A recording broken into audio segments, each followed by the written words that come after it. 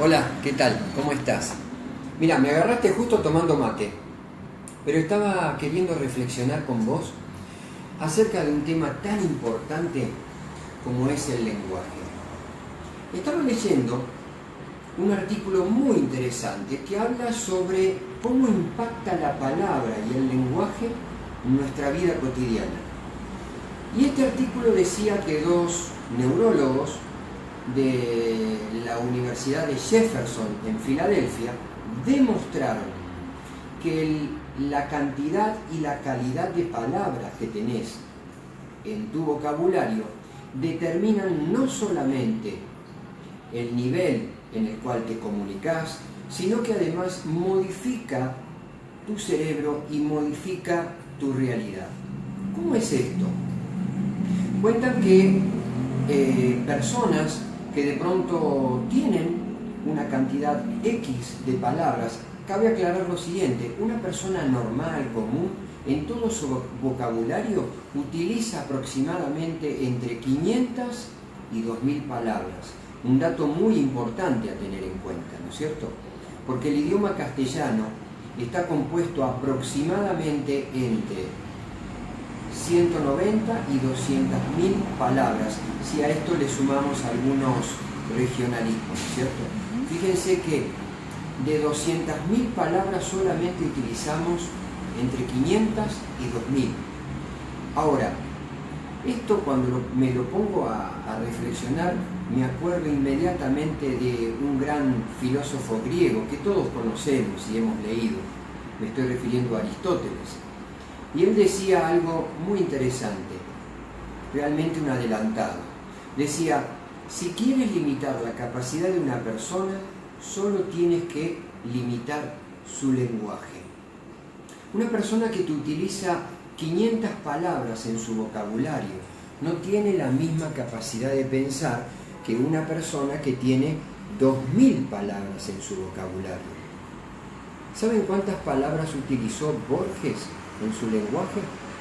En toda su obra literaria, 6000 palabras. ¿Saben cuánto utilizó Shakespeare en toda su obra literaria? Aproximadamente 10.000 palabras. Indudablemente que cuando uno enriquece su vocabulario, tiene una manera más interesante de poder expresar lo que siente. Yo a veces escucho a políticos deformar la palabra, deformar nuestro lenguaje, utilizando palabras que no tienen ningún tipo de sustento.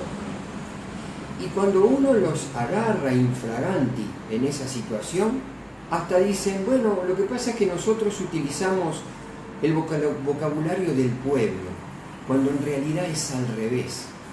El pueblo toma de ellos, porque son modelos, entonces toma de ellos ese lenguaje y su propio lenguaje empieza a ser deformado. Cuando modificamos nuestro lenguaje, modificamos nuestra realidad. Cuando entorpecemos nuestro lenguaje, entorpecemos nuestra realidad. Estos neurólogos de la Universidad de Jefferson lo demuestran. Nuestro lenguaje modifica nuestro lóbulo frontal, modifica la estructura, la masa encefálica de nuestro cerebro. Nuestros abuelos decían en una época, yo me acuerdo, mis padres, mis abuelos decían: el saber no ocupa lugar. Bueno, ahora sí está demostrado, el saber ocupa lugar. Y tenés que prestar delicada atención a cómo utilizás tu lenguaje. Yo decía, los políticos entorpecen con su lenguaje la forma de pensar. Entorpecen porque modifican, hacen de un entuerto de nuestro lenguaje. Se mofan y creen que ellos dicen estar a favor del pueblo. Sepan que no lo están cuando modifican su lenguaje. Están entorpeciendo. Cuando yo modifico mi estructura lingüística, modifico mi masa encefálica. Y esto también fue demostrado, que cuando modifico mi masa encefálica, para bien, modifico mi conducta. Eso tiene un impacto conductual mis conductas se modifican, entonces impacto en la realidad y en el mundo que me rodea de una manera diferente. Por lo tanto, la realidad que me rodea empieza a modificarse. Una pregunta. Sí. ¿Qué pasa cuando me hablo mal? Cuando no paro de decir cosas tóxicas hacia mí mismo, como, uy, qué pavo que soy un desastre, soy un tonto. Esas cosas que parecen tontas, ¿no? A simple vista. Sí. Bueno, precisamente mi estructura, yo estoy configurado lingüísticamente. Mi estructura física es el resultado de mi palabra. En mi última conferencia habíamos hablado de James Allen y este decía: el hombre cree que puede mantener en secreto sus pensamientos, mas se equivoca, sus circunstancias lo revelan.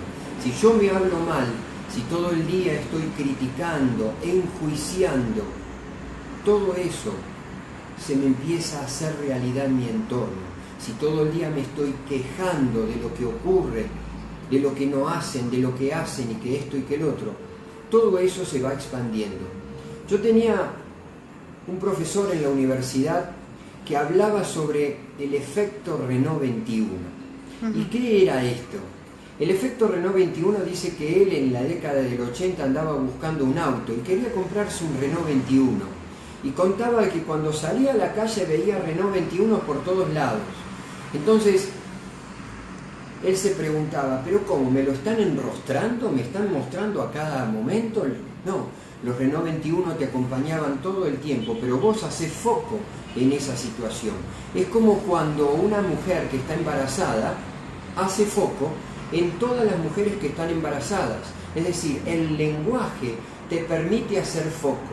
Si vos decís que el país está en crisis, lo único que mirás son las circunstancias de crisis. Si modificás tu lenguaje, te vas a dar cuenta que la crisis no es tal, es el foco que haces en la situación que mirás. Es tu lenguaje lo que te permite hacer foco o no en determinadas cosas.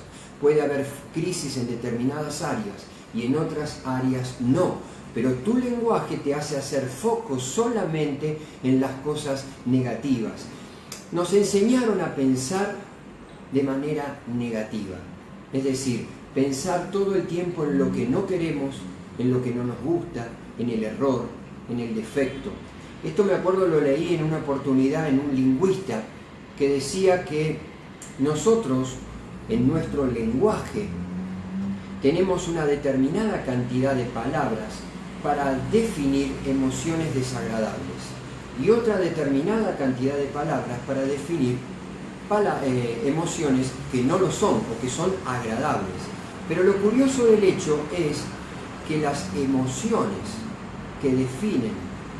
palabras que definen emociones desagradables duplican a las palabras que definen a las emociones agradables. Este no es un dato menor. Esto significa que estamos haciendo foco en lo desagradable, en el error, en el defecto. Y eso lo configuramos con nuestro lenguaje. Si querés ver una realidad distinta, empezá a cambiar tu palabra, tu lenguaje. Empezá a modificar tu forma de hablar. Dejá de quejarte y en lugar de ver problemas, empezá a ver soluciones. Es más, yo te diría, dejá de ver inclusive soluciones, porque si querés ver soluciones es porque estás viendo un problema tácitamente. No, yo te propongo algo superador. Te diría, empezá a observar hacia dónde querés estar o ir. El lenguaje configura no solamente tu realidad, sino que también